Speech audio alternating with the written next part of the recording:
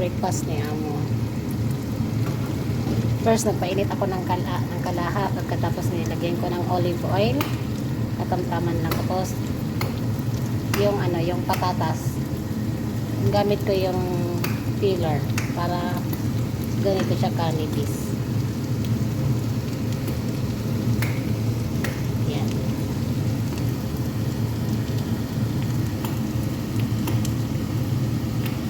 Ito lang naman yung ingredients. Yan, tomato, itlog,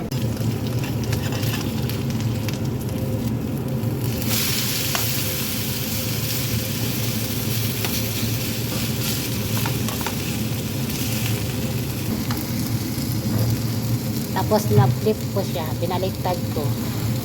Tapos yung itlog. Ganito lang. Tapos, ganito rin.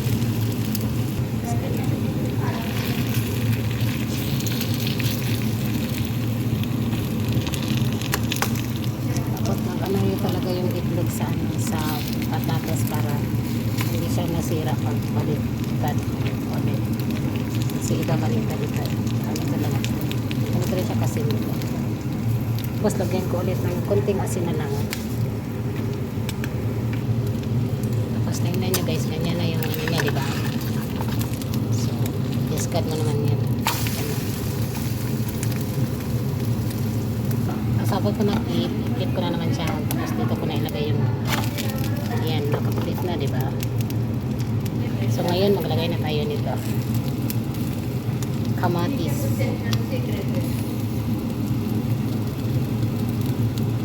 Tapos ilagay din natin yung ibang syabay.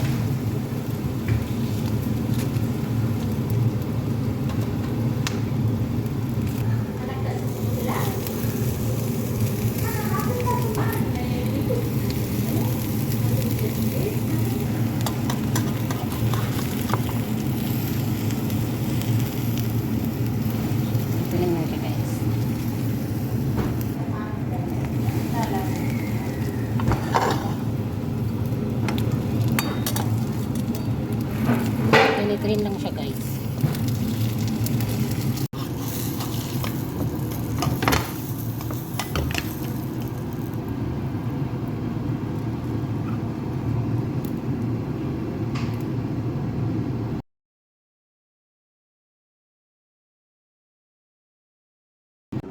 Serve na natin guys.